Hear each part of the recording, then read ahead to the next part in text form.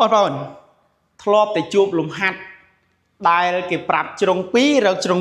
1ដល់ពេលលំហាត់នេះគេប្រាប់ជ្រុងតែ1រកជ្រុង2បងប្អូនអាចធ្វើបានទេបាទបងប្អូនមិនទាន់ចេះធ្វើទេតាមដានវីដេអូគូបងប្អូននឹងចេះដោះស្រាយលំហាត់ប្រភេទនឹងបានតែញីតែមុនចូលដំណោះស្រាយសូមបងប្អូនជួយចុច share វីដេអូនឹងឲ្យបងប្អូនដទៃទៀតបានឃើញនិងបានរៀនទាំងអស់គ្នាតោះកុំឲ្យខាតពេលយូរជាងចូលទៅកាន់ដំណោះស្រាយទាំងអស់គ្នាអញ្ចឹងគេឲ្យលំហាត់គឺរករង្វាស់ជ្រុង2ទៀតនៃត្រីកោណ ABC រង្វាស់ជ្រុងជាចំនួនគត់អញ្ចឹងរង្វាស់ជ្រុងរបស់ត្រីកោណជាចំនួនគត់នេះក្នុងរូបខាងក្រោមណាអញ្ចឹងរូបរបស់យើងគឺជារូបត្រីកោណកែងដែលយើងស្គាល់រង្វាស់ជ្រុងតែមួយទេណាគេឲ្យរករង្វាស់ជ្រុង2ទៀតនេះ2ទៀតអញ្ចឹងជ្រុងនេះស្មើប្រមាណជ្រុងនេះស្មើប្រមាណអញ្ចឹងទាំងអស់គ្នាកាលណាត្រីកោណកែងយើងអាចអនុវត្តតាមទ្រឹស្ដីបទពីតេហ្គេជាណាយើងអាចអនុវត្តតាមទ្រឹស្ដីបទពីតេហ្គេអញ្ចឹងកន្លែងនេះវាជាអ៊ីប៉ូទីនីអានេះពីរនេះគឺជាជ្រុងមុំកែងអញ្ចឹងទ្រឹស្ដីបទពីតេហ្គេគេពោលថាម៉េចគេពោលថាម៉េចការ៉េនៃអ៊ីប៉ូទីនីស្មើផលបូកការ៉េនៃជ្រុងជាប់មុំកែងអញ្ចឹងណាអញ្ចឹងអ៊ីប៉ូទីនី BC ដល់ពេលជ្រុងមុំកែងមាន AC ហើយនិង AB អញ្ចឹងដំបូងយើងគឺប្រើទ្រឹស្ដីបទពីតេហ្គេសិនណាអូខេមកតាមទ្រឹស្ដីបទពីតេហ្គេតាមទ្រឹស្ដីបទពីតេហ្គេបាទ BC ការ៉េ BC ការ៉េស្មើ AB ការ៉េ AB ការ៉េបូក AC ការ៉េនេះការ៉េអ៊ីប៉ូទៅនេះស្មើផលបូកការ៉េជ្រុងជាប់មុំកែងឃើញទេបាទឥឡូវសមត្ថកិច្ចមានស្គាល់ AB ជាជំនួស AB ដែលលេខទៅអញ្ចឹង BC ឥឡូវចេះតាគូតាំង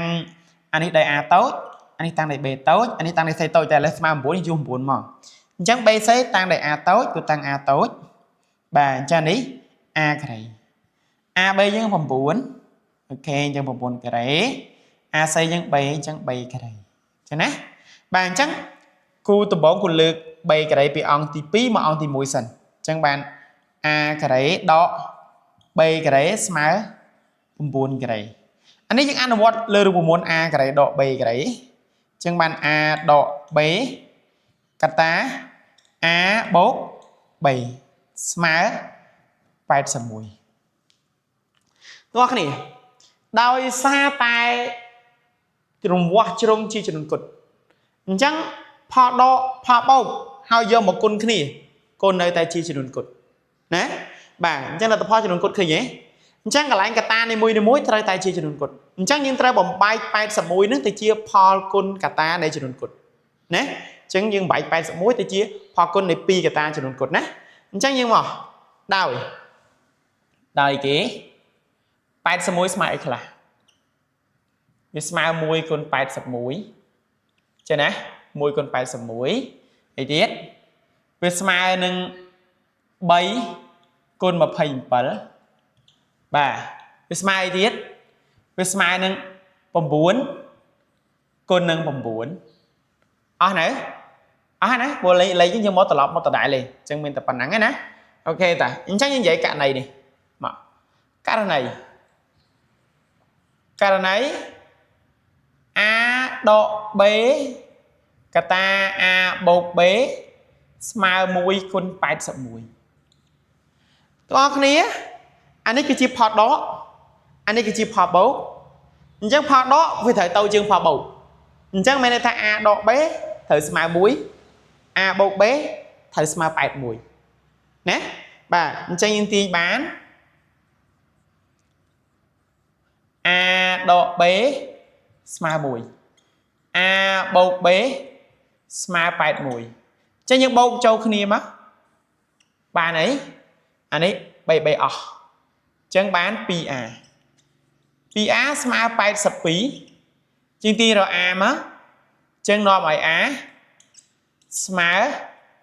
82ចែកនឹង2ស្មើ41អូខេ បន្ទាប់ពីយើងឃើញ A ហើយយើងយកមកជួសកន្លែងនេះមកចឹងនាំឲ្យគេ 41 បូក B ស្មើ 81 រក B ស្មើ 81 នេះតែមួយបោះនេះមកដកមកដកគេ 41 ចឹងស្មើ 40 បាទ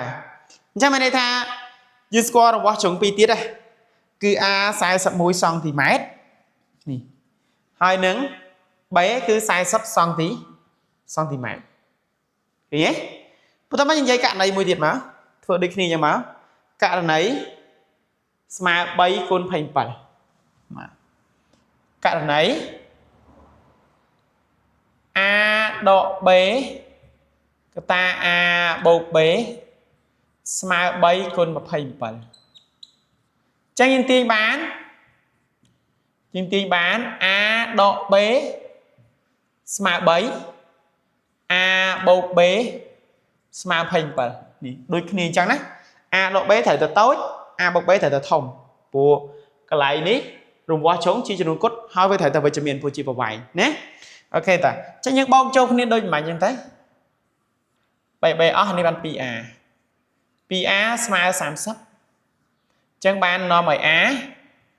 ស្មើ 30 ចែក 2 បាន 15 សង់ទីម៉ែត្រអីទៀតតមកទៀតទាញបានអីគេ